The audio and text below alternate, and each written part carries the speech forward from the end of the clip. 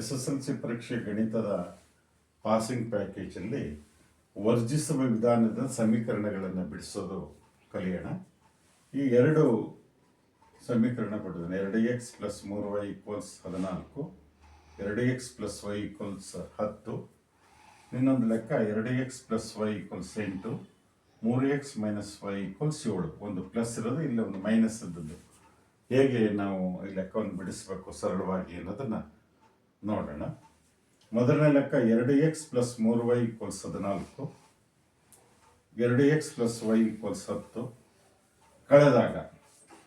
ಕಳೆದಾಗ ಎರಡನೇ ಸಮೀಕರಣ 2x + y = 10. ಇವೆಲ್ಲ ಚಿಹ್ನೆ ಬದಲಾವಣೆ ಆಗ್ತವೆ. ಪ್ಲಸ್ ಇದ್ದು ಮೈನಸ್, ಮೈನಸ್ ಇದ್ದದ್ದು ಪ್ಲಸ್ ಆಗುತ್ತೆ.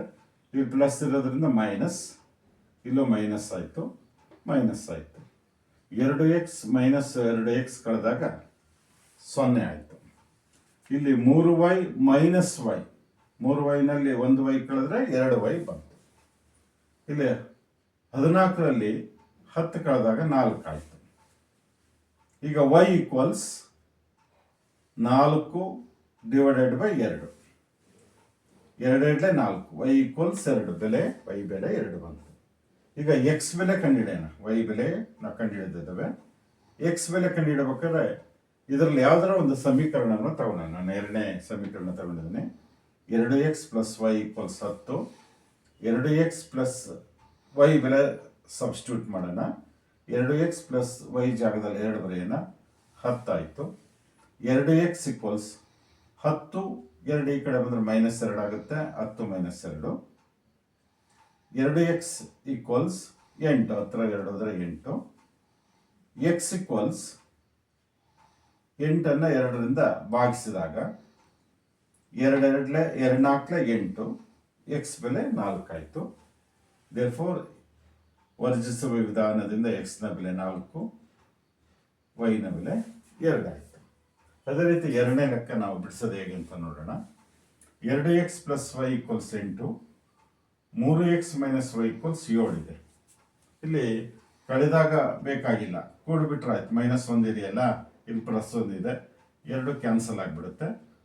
2x + y = 8, 3x - y = 7 ಕೂಡಿದಾಗ 2x + 3y ಕೂಡಿದಾಗ 5x ಆಯಿತು, ಪ್ಲಸ್ y - y ಕ್ಯಾನ್ಸಲ್ ಆಯಿತು. 8 + 7 15 ಆಯಿತು. Therefore x = 15/5. x = 5 3 15, x ನ ಬೆಲೆ 3 ಬಂತು. ಈಗ y ನ ಬೆಲೆ ಕಂಡುಹಿಡಿಯೋಣ. ಯಾವ್ದಾದ್ರು ಒಂದು ಸಮೀಕರಣದಲ್ಲಿ x ನ ಬೆಲೆಯನ್ನು ಆದೇಶ ಮಾಡುವುದರ ಮೂಲಕ y ಬೆಲೆಯನ್ನು ಕಂಡುಹಿಡಿಯೋಣ. ಮೊದಲನೇ ಸಮೀಕರಣವನ್ನು ತಗೊಳ್ಳೋಣ. 2x + y = 8.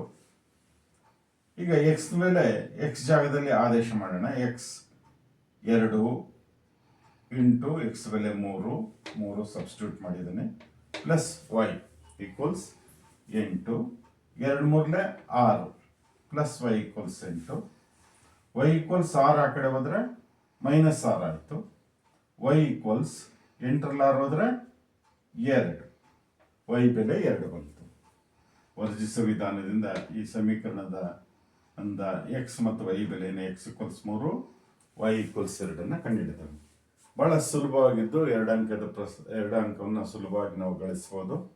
ಧನ್ಯವಾದಗಳು.